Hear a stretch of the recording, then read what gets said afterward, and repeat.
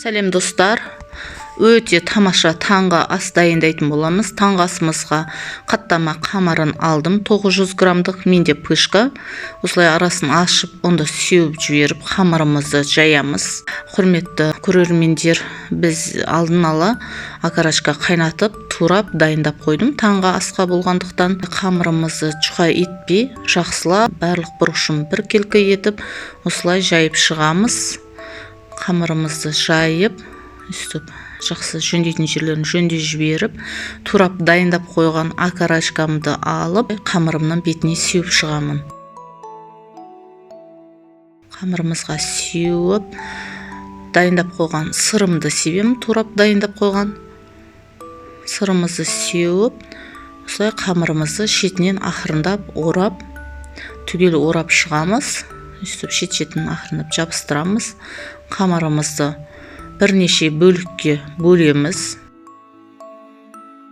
Ақырындап басын біріктіріп, осылай дайындаймыз.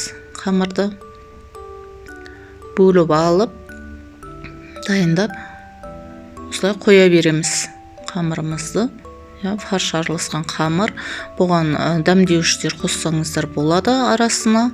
Қызыл бұрыш, қара бұрыш сеуіп жіберсеңіздер болады. Осылайша қамырымызды жайып, бәрін дайындап аламыз. Көкөністер салсаңыздар да болады. Табамызды отқа қойып, қызған табаға майымызды себеміз. Майымызды сеуіп алып, лепешкамызды салып, әр бетін піскенше қадағалап тұрып, аударып пісіреміз. Лепешкамыздың барлығын пісіріп аламыз. Кезек-кезек салып, осылай аударып пісіреміз.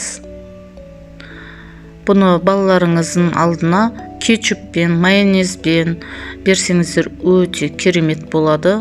Керемет таңғы ас. Сіздермен бірге болған Дәмді ас каналы. Менімен бірге болыңыздар. Тіркеліп, лайк басып, пікір қалдыруды ұмытпаңыздар.